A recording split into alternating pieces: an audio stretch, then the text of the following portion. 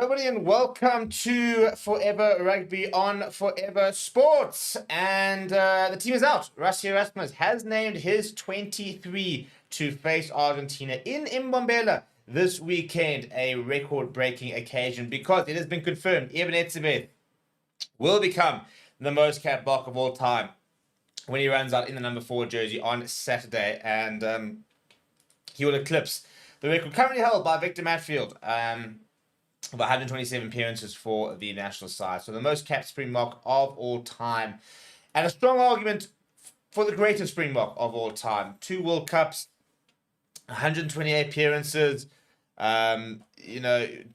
two rugby championship, a Lions series, potentially 2 rugby championships, back-to-back SA Rugby Player of the Year. This is a player who we might not see the like again, for a long time, because it's just, he's got everything, doesn't he? He's been the perfect type of player for the Boks in terms of attitude, the physicality he brings, the performance, the rugby IQ, the leadership, everything. And this weekend hopefully will be a complete celebration of the type of person he is and the player he has been for the Boks, because goodness me, we have been witnessing history over the last few years, and I don't think too many people almost kind of realized it until he made his 100th appearance, where we suddenly sort of sat back and went, this is one of our best ever. This is one of the best to ever have done it. Because for years, we talked about a Bucky's Buerta and a Victor Matfield, and, being the 2 best locks we ever had, for example, the best lock combination the world's arguably ever seen, maybe only to like a Brodie Retallick and a Sam Whitelock type of thing. And I think in many ways, nobody sort of didn't rate him, but maybe because of the legendary status of those two, we didn't quite realize just how big of a player he has become for us, and especially the last few years, where he's just taken his level up again a notch and been phenomenal. So, yeah, to Evan, massive congratulations. What a play he is. What a performer he's been. And so cool to see that he will make that record-breaking appearance in South Africa. In Mbombela, it'll be a nice unique test as well. We know that they'll pull out all the stops, and we had a fiery 100 for him when he made his 100th test. So we'll wait and see exactly what will wait for him in his 128th. But it's the big calls being made by Rassie Erasmus. We'll talk about it, go through the team, and look at the players who, for example, are under the microscope. The big calls that Rassie Erasmus has made, whether they're good ones or bad ones, I really like them. I think a lot of the calls that he's made, for me, are the right calls. We'll talk about the Monty Leroy selection, for example. We'll talk about the Jaden Henderson selection. And we'll talk about some of the conversations that people have been having over the last few days, which have been pretty negative, if we're going to be brutally honest. And we'll talk a little bit about whether they have any merit or whether we might just be overreacting a little bit, and whether there is anything to worry about from a game plan point of view, a personnel point of view. We are trying to obviously develop a team and develop a new game plan, a new style. And is it working? Is it not working? So there's a lot to sort of get through in the next sort of 25 minutes. So if you are watching, please do smash a like. We're asking you on the poll, do you like the Springbok team? At the moment, less than 80% of people do. So if you don't, you got to tell me why you don't. Don't be that person who just doesn't like it and doesn't say. Go and put in the comments what you don't like about this side. Let's go through some of the comments that made by Rassie Erasmus, shall we? Because I think that'll be a nice place to start about BITDEFENDER. So over here, this is where he spoke about BITDEFENDER for his about the landmark occasion. He said, "If we can win the title, starts over here. He says, as the former Springbok, I can attest to what a massive achievement it will be for Eben to become the most capped Springbok ever. And we are all very proud of him and want to make this a special and memorable occasion for him. If we can win the title and finish the competition off with a victory, it will be a massive occasion for the team and Eben as an individual, and we'll give everything to make this a special day for him." However, things are not going to be straightforward, is what Rassie Erasmus was saying, we know it's not going to be easy, because Argentina really believe they have what it takes to win the title, and they showed that anything is possible by defeating New Zealand at home and registering a record-breaking victory over Australia as well. So although we are close to winning, claiming the title, we are taking nothing for granted. He said the Pumas are a lot like South Africans. They come from a country where their players have also had to overcome great challenges to be where they are today. and this is the first time in history they have a shot at winning the trophy. So they'll come out guns blazing, and because they have everything to gain and nothing to lose. They show the quality of rugby. They can play all around last week, and they ran hard, which is one of the reasons we opted for a 5-3 split for the game. So we're preparing for a proper final, and we know it'll take a massive 23-man effort for the full 80 minutes to win the trophy. So let's look at that 23, shall we? Because it's been very interesting to see what the reaction is going to be. And we all know what the big sort of selections are here. So let's talk about it, shall we? Let's talk about the Mbombela situation. Now, I think it's the right call. I really do. A big Mbombela fan. I was very critical of him on Saturday, or Sunday in the early AM, Saturday night, because the kick that he missed is a kick he has to make. And we know this. And it's a kick he probably makes 10 out of 10 times in training. He won't miss that in a normal URC game, for example. But for some reason, in the moment, in the pressure, he just hooked it, completely hooked it. And it's frustrating because it's not a technical issue. You're not looking at a player that doesn't know how to kick a rugby ball. And it's also not a practice issue. I think that's very lazy analysis, to sit there and say he's missing this because he's not practicing enough. Mbombela works incredibly hard. If you speak to like John Dobson and anybody who's worked with Mbombela, they'll talk about him as one of the hardest working players around. So he puts an incredible amount of work into his game. He really does. So it's not due to a lack of prep, for example. It's not due to a lack of talent. It is, I think, for me at least from what I'm understanding, a mental thing. And I really think it's something that probably can be overcome with time. But it's also something that we need to get behind him, So, all these memes and all the videos, stuff like that, doesn't help, really. And I know, we're all rugby fans, and everybody's sort of been laying into him. And I was critical of him because, you need to be getting those kicks. We lost a game, which we could have been gone the other way had he kicked it properly. Is he the reason we lost on the weekend? No, he's not. It's far too simplistic to say we lost because he missed 3 points. Because we conceded 4 tries. We had him the last time we conceded 4 tries. And the reason I mention that is because do we need to worry about our defensive setup? Once again, I don't think we do. As much as everybody is saying we do. It's very easy and it's very simplistic to say, we're really missing Jacques. Our defensive system's not working. Look at how easily I scored tries after a single game. Before coming into this last weekend, we had the best defense in the Rugby Championship. We can see it next to no tries. And, everybody was raving about Jerry Flannery and, the how good our defense was. And then you have one game where an Argentina side, by the way, which is looking really, really good and getting a lot better under Contaponi, goes and scores a few tries. And now we need to just absolutely melt down. That's it.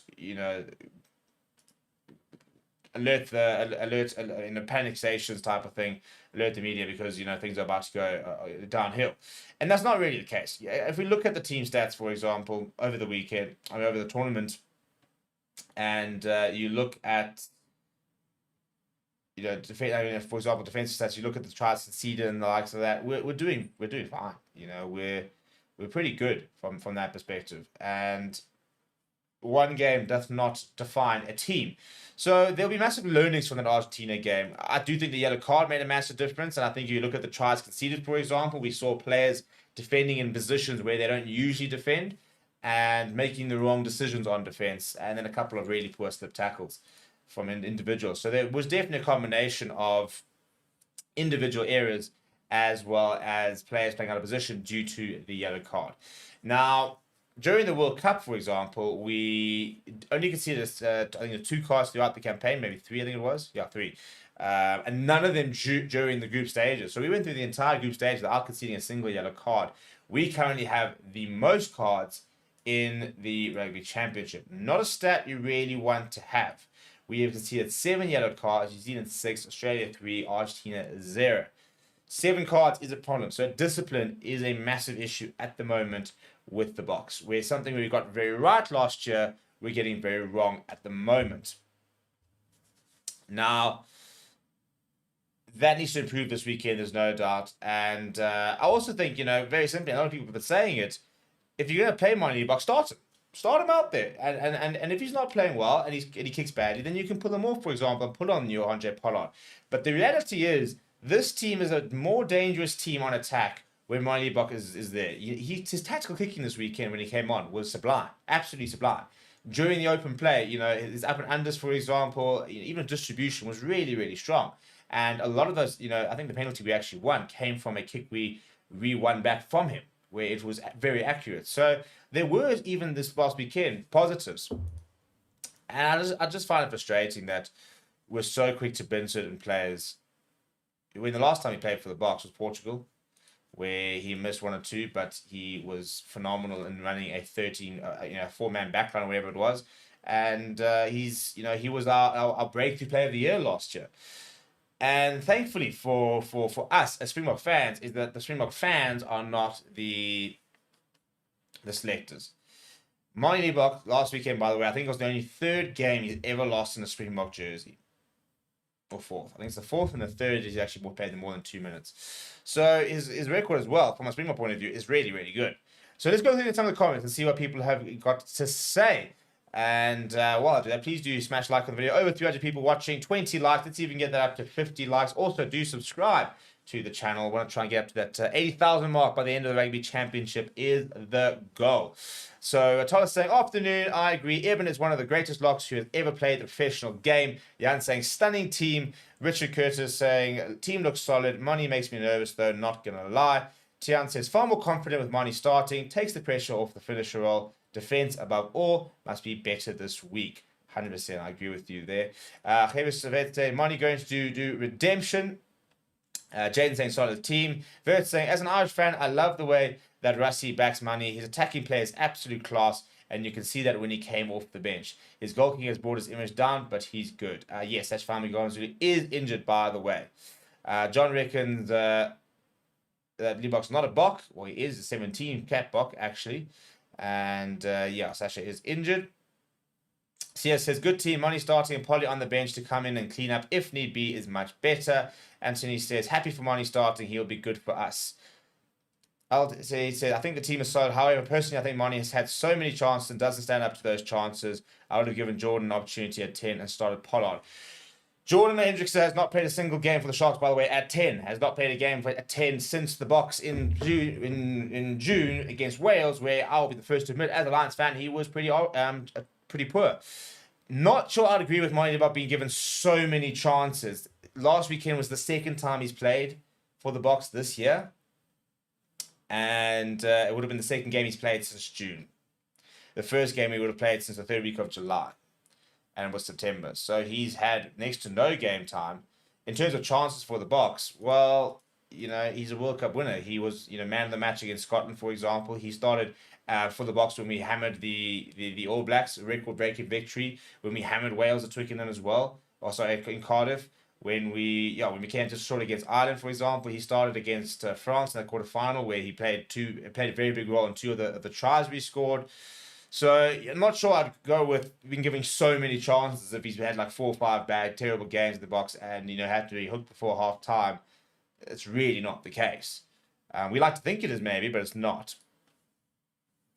Yassine says, you're not a Libbok fan though. If you were, you'd know the struggles with goal kicking. He's better than Pollard in every other aspect of the game. I mean, I've always said that. If you've watched the channel consistently, you know I've always said that. I've always said that we are the best Springbok team in attacking point of view is when Manie Libbok is starting. And I've said that regardless of where the Sasha's around, where the Pollard's around, we are the best attacking team when Manie Libbok starts at 10. I've been quite consistent in saying that.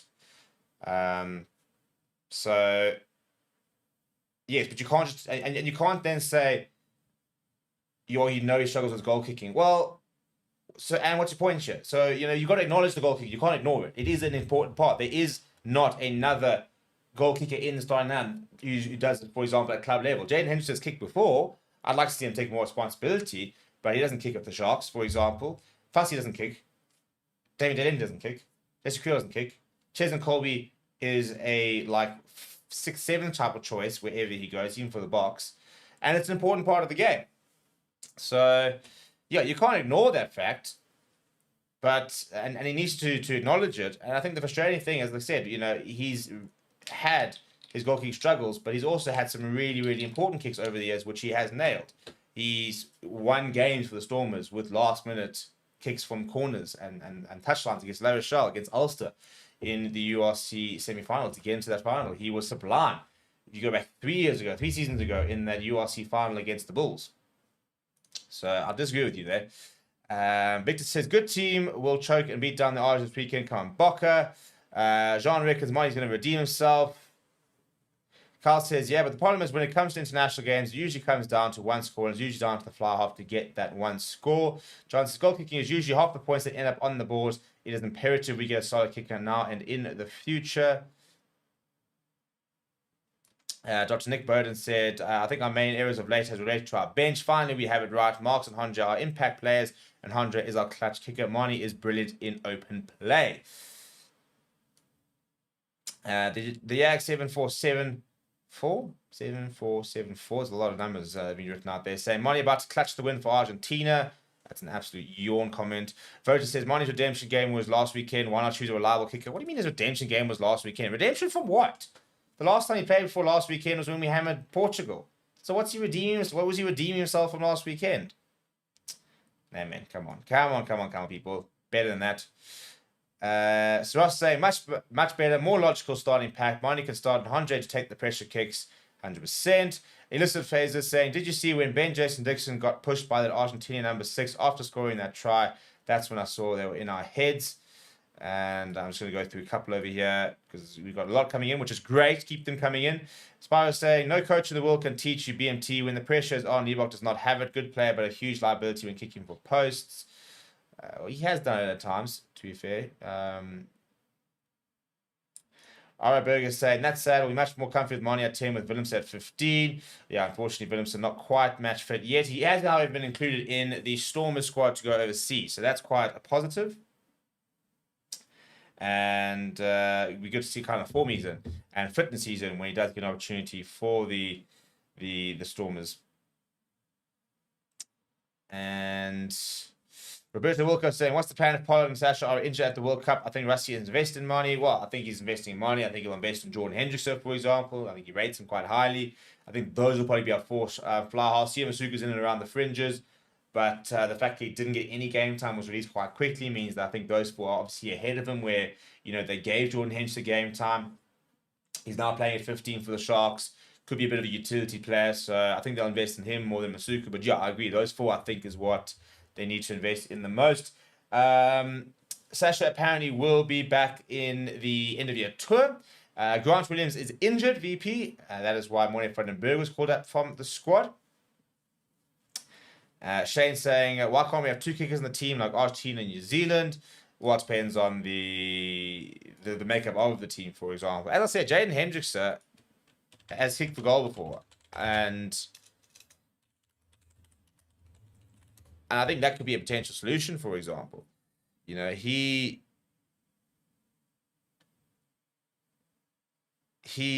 is someone who I think could be very good at it. I mean, not to say because his brother does, he could do it, but he has done it before, for example. I've seen him kick at school level, for example, and it is something I think if he were to work on and become a genuine option, then you've got that chance. But I mean, he kicked for the 20s when I remember him watching him. So he is a player that can kick for goal, and would probably potentially be. So if you look at the starting lineup, for example, the reason why Colby's done it occasionally, just like Faf de Klerk, for example, has done it occasionally, but not regularly. And same with the Jaden Hendrickson. If he were to kick this weekend, it would be, you know, not something he's done recently. Something he can potentially do, but not something he's done recently. So it's a very interesting situation to be in. Eugene saying the defensive set will be stronger with Sia and Peter Steph. Escom had a few bad defensive reads last week.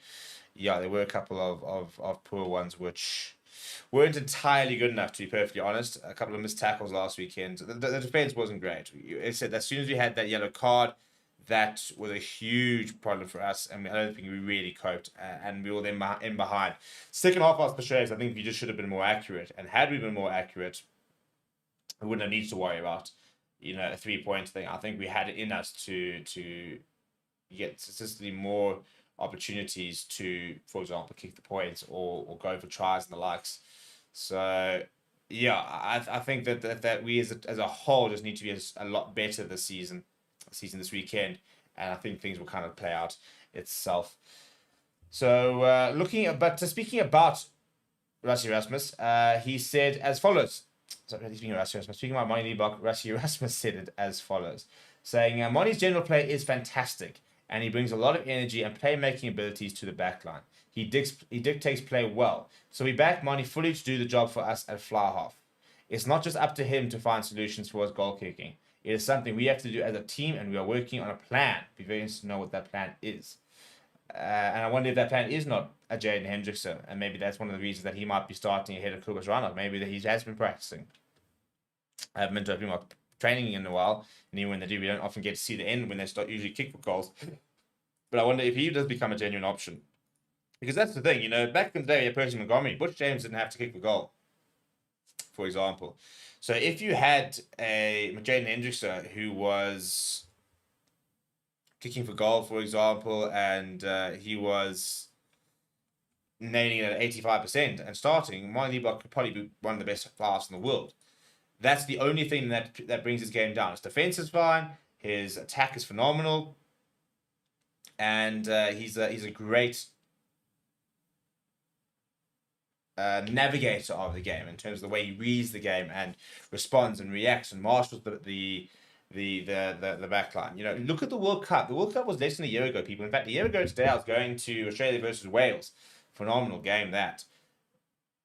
But the way we were playing with him at fly half was phenomenal. And he has not forgotten that part of things. So, as we keep mentioning, it is a part he has to improve on. But there are potentially but there are solutions out there for that. And if you can find that that balance, then great. And Ben saying, I think the excuse of Monty being good on attack isn't good enough. Nahamba and Masuku are very attacking, dynamic, and would play well with Hendricks, so they deserve a run. I don't think you'll ever see Sanena Nahamba at 10 in international rugby. I think you can play international rugby. I think you'd have to play at the scrum half. I was gonna get into that debate on Twitter over the weekend, and that's just I wasn't gonna get into it because they always look at this defensive stats. Now you're talking about like a 75 kg person who's playing at fly half, so he's always gonna have a pretty poor defensive record, especially in the past season. But he's been playing at 10, which he'll never play at box. He'll never play at 10 for box. Will Sanena Nahamba, for example, if you were to play at 9. Sia Masuku, for example. Ironically, in the last 2 weeks, in fact, against Bulls, he was awful in open play. Kicked really well off the tee, but he was awful in open play. Missed tackles like it was going out of fashion. Made a couple of big mistakes as well. So, not saying he doesn't deserve a go, but not necessarily a one-stop shop solution. So Leroy's saying, yeah, this year we're not defending as well as in other years, and saying, is it maybe due to our new tactical style or mindset? Well, I think it's probably a bit of both. There are going to be changes to the defensive system. I wouldn't say our defense has been bad. And again, you can't go look at the main thing is tries conceded and penalties conceded. That's as a scrum coach, as a defensive coach, that's what you work on. And that's the main thing. So if you look at tries against, for example, we can see it 4 this past weekend and can see it 5 in the previous 4 games. So we were averaging 1.2 tries a match during the Rugby Championship until we played Argentina, and we conceded 4. So we've actually not been conceding a lot of tries. If you look at the points against, for example, we conceded 29 this weekend, and we conceded 87 in total. So, even again, before this last weekend, if you go back to the previous ones, we were averaging about 15 points conceded a game. Just less than 15 points conceded a game. Against Australia times 2 and New Zealand times 2. So, the Argentina game was a bit of an anomaly, and that yellow card made a massive difference. We conceded 2 yellow cards to 2 tries during that yellow card. Take away those and this game, and we've defended pretty well this year. So I think we've got to take a step back sometimes and remember. Now I do think this year what's been quite frustrating is we've sometimes conceded poor tries, and that's kind of where the irritating thing is. One thing you concede a really well worked try, and again I think some of the Argentina's tries were electric. I really think they were very good, But I mean, the one, for example, with Joel Slavi, who just mended up with the ball in front of Langsoma Pimpy and it's point blank range, that's not a defensive system issue, is it? The other two tries when Kurt Lawrence and we went wide was, again, man down, people in a different situation, making the wrong calls. So that's not me trying to excuse it, for example. It's a case of understanding where the issues are. For example, discipline is an issue, there's no doubt about that. And that's what you need to fix, because you're sitting there saying, right, well, we're having to make these mistakes because we're getting yellow cards. And as a result, our defense system is now falling apart. So that is something we now need to change. We need to try and fix our discipline so we are always defending with 50, and people are always defending in the channels and the situations where they are trained and practiced to defend. So Joel Griffith is saying Ox is the player who stood out last week. Yeah, he thought he was absolutely phenomenal.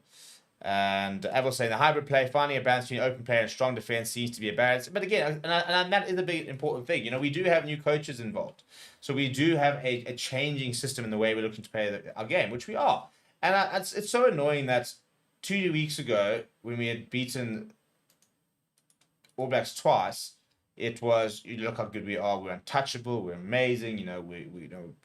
We're getting results. We're scoring tries and all is well. You lose one game to Argentina by 2 points, or 1 point, or whatever it was, then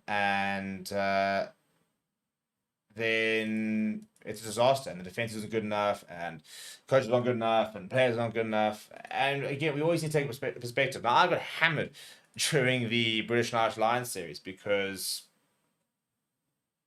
it's a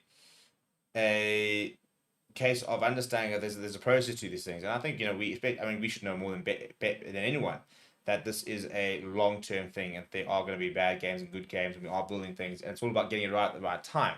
Now, the nice thing about this week, and I've been saying it throughout the year, is that I said beginning of the season, we need to win the Rugby Championship. My big thing was we've got to beat Ireland, which we almost did, 1-1, cool series drawn, but then we've got to win the Rugby Championship, which we're probably going to do. So I think this year's been a resounding success at this stage, as long as we don't buckle really hard on Saturday and get the victory. Carl saying the issue isn't the conceding tries, it's the missed tackles which open up our defence quickly, which leads to mistakes, penalties, and yellow cards. Yeah, but to be fair, that's even the Jacques Nielba system was scramble defence orientated. So it was rushing up, forcing them down into small angles, and then scrambling defence. So that's not really changed much. The defence system hasn't changed that dramatically. As in terms of the pressures and conceding penalties, yeah, to a certain degree, they will. And the other cards, you look at Kurt Lawrence last week. Now, that wasn't really him scrambling. That was him going into a tackle poorly. And so I think sometimes they do, sometimes they can't. Louis saying, how many balls did Monty kick away last Saturday? Well, again, the penalty we won came very shortly after a kick from him, which we gained. So, how many kick ball? Look, to be honest, last week we saw the conundrum. Let's be perfect. Let's put cards on the table. We saw the Pollard versus Monty conundrum, and let's just put it based on purely last week. Pollard kicked. He also missed one, but he kicked well. Kicked I think 80%. His open play, apart from one pass in the first 5 minutes, was shocking. He missed tackles, which he doesn't really often do. He didn't kick particularly well. And, his general play was very, very average. When Liebach came on, he kicked in open play, his up and unders, and that's much, much better. He controlled the back line much better. He missed a very easy penalty. So that is kind of if you're taking purely last week, that's your way up at the moment. You want the player who's better in open play, better controlling the game, better at getting the back line going, creating more opportunities, or do you want Mr. Consistency from the T? Usually, Mr. Consistency from a defensive point of view, the solidity of Pollard versus the versatility of Amani Liebach. I also think that Jaden Hendrickson and Amani Liebach will play well together, because I think Jaden Hendrickson reads the game very well, and Amani Liebach reads the game very well. And I'm glad we're seeing a change with Jaden, because I thought that Kobus really struggled last week. I thought he sometimes looked a bit directionless. A couple of times he picked up the ball, went to the right, didn't see anybody there, then went to the left. and you want somebody who's a bit more decisive, a bit more of a plan of what's going, where the space is, reading that space very quickly. And I think that's something that Hendrickson does very well. His tactical kicking is brilliant. He's always been probably the best tactical kicker in of those 4 scrum halves. So he's a very tactical. He's very much in the sort of the free-to-play mold in terms of the way he reads the game and plays the game. And I'm not saying he's free-to-play. I'm now we're told that I'm saying he's the next free-to-play because people can't possibly understand a comparison with playing style without understanding that that's not necessarily a comparison of the ability. But I do think he's got that kind of playing style. He's not a Faf de Klerk. He's not a Grant Williams. That sort of sniping type of player that Grant Williams is. He's so ridiculous pace. Faf de Klerk in the way that defensively he is, and that kind of sort of Jack Russell in and around there. He's a far more measured player. He's very calm.